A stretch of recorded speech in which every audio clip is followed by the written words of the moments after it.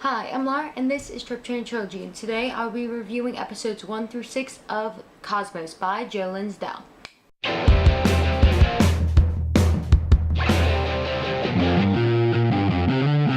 These episodes were given to me by Jo Linsdell to read, mostly due to the fact that I expressed interest in reading her stories, but I didn't know how to figure out how to get ebooks because I suck at technology.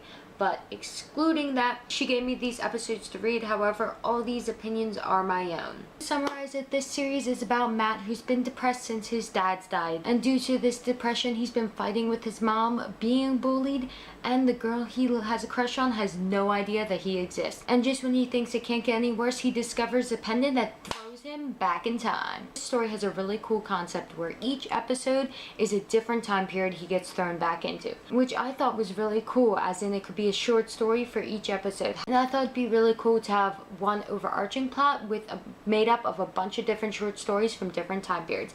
And the time periods he gets thrown into are really interesting. The premise is exciting, the locations are exciting. However, due to the episodes being so short, I never really get to build up this excitement. The suspense never really builds of whether or not Matt will make it out of this time period. It's kind of like he appears there, he learns a lesson, learns something about the pendant, and leaves without much else. Because since the episodes are so short, I don't really get to know a lot of the characters. However, even when the characters are interesting, I really don't get to see their relationships develop with Matt. Characters do behave like their time period without being completely just stereotypes and tropes. The characters are very hit or miss for me. Some of them are really interesting with unique backstories and feel like real people, whereas others feel flat and they feel like they were created just to give Matt this lesson instead of being people with their own lives. This is one thing I feel like a lot of the episodes have, is Matt really doesn't have much to overcome in them.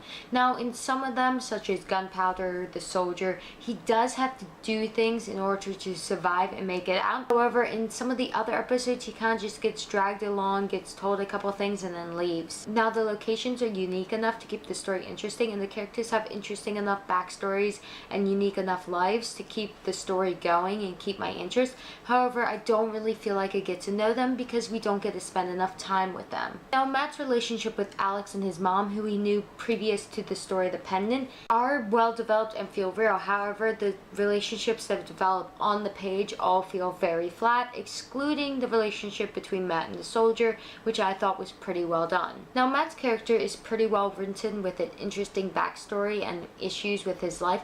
However, I do wish the story was written a bit more closely to him, as that I don't feel the suspense that he feels as it's happening in the scenes. He also has a lot of convenience in the storyline. Also, sometimes Matt's knowledge of history is a bit inconsistent, in that the episode Gunpowder and the episode The Soldier, he knew historical events and dates and so many facts I have no clue about.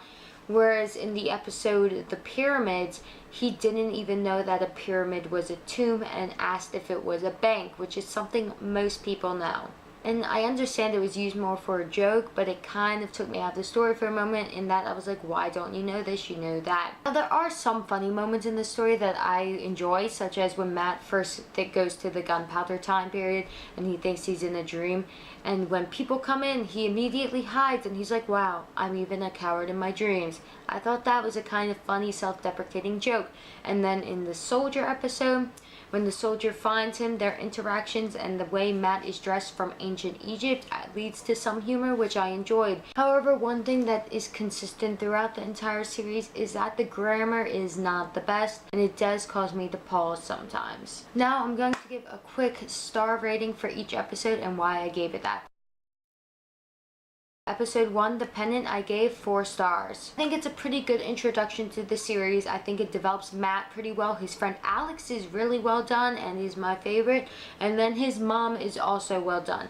And there are 3 characters that aren't as well developed. However, the way the story is written and due to how short their little moments in the story are, it doesn't feel like they're flat as much as we just don't know them as well. So I think all the characters and I think all the relationships in this episode are well done. This episode is that it's pretty short, which isn't really a problem for an introduction. However, all the episodes are this length, which I realize is kind of an issue when he travels back in time and has to meet new people, learn a lesson, learn something about the pendant, and then boom, next time period. In All honesty, this episode's length is fine, but all the other episodes I think could be a lot longer.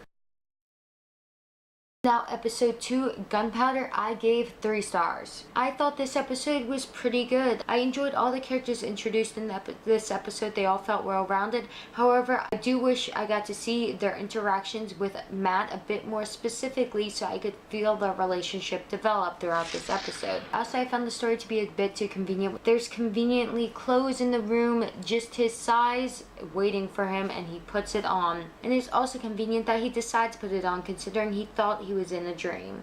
And I also found that Matt's figuring things out due to the story being so distanced from him I didn't really follow his train of thought to how he came to the conclusion he did about the pendant. However, I did enjoy how Matt was an active protagonist in this episode, and I enjoyed what I did get to see of the relationships with the characters that he met. I found them both to be interesting, and I enjoyed how Matt affected history in this episode. Now the next episode, episode 3, The Gladiator. I really expected to like this episode the most because I love Roman history and I love action.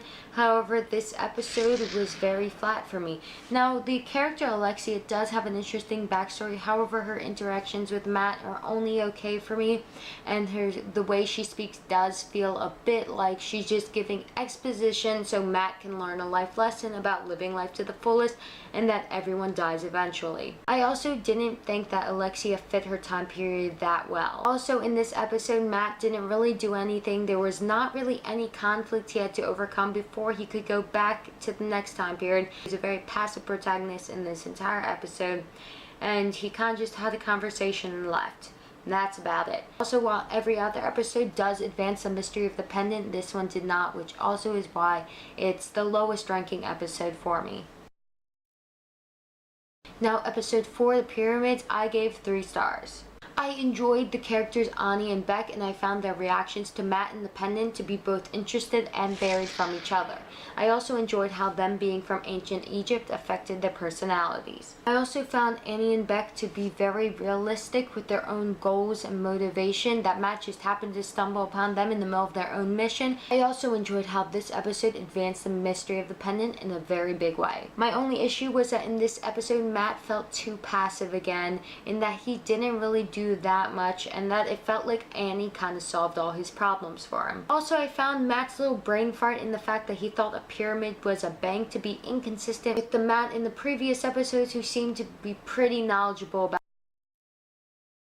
Now, the next episode was episode 5, The Soldier, which I gave 4 stars, tying it as one of my favorites. The soldier in this episode felt real and interesting. I thought that his relationship that developed with Matt felt the most real and interesting of all the relationships that have developed on the page. I enjoyed his reaction to first finding Matt, and how it wasn't just like, oh yeah, let's be friends. Instead, it was more antagonistic because he's in the middle of the war. Why would he just think to be friends with him? I also enjoyed how Matt played an active role in this episode, doing things that affected the plot and finding his own way to get back. I also enjoyed how this episode advanced the mystery of the pendant. However, the one thing I did not like about this episode was that I think it opened up a plot hole when it came to language and the pendant. Because in all the previous episodes, Matt was able to speak to everyone from England to ancient Egypt, ancient Rome, without a single problem. However, in this episode, when the Russian first saw Matt, he spoke to him in the same language Matt understood. Then Matt responded, and the Russian said, oh, you speak English. But my problem is that why would Matt know what the Russian said? But then also, why was Matt speaking English? I thought the pendant changed Matt's language to fit each time period, but apparently not. So how is Matt speaking to everyone? I don't know. I'm confused. However, despite that, I did enjoy this episode. I enjoyed how Matt interacted in this episode, and I do think Matt was a stronger character in this episode compared to the previous episodes, in that he was more active and a lot more brave. And it's nice to see how he slowly develops over the episodes. The last episode I read was episode 6, All That Jazz, which I gave 2 stars. This episode felt very distant for me, and the character Billy didn't seem to have much of a life outside of teaching Matt to be happy again. This episode took place in New Orleans during the 1940s.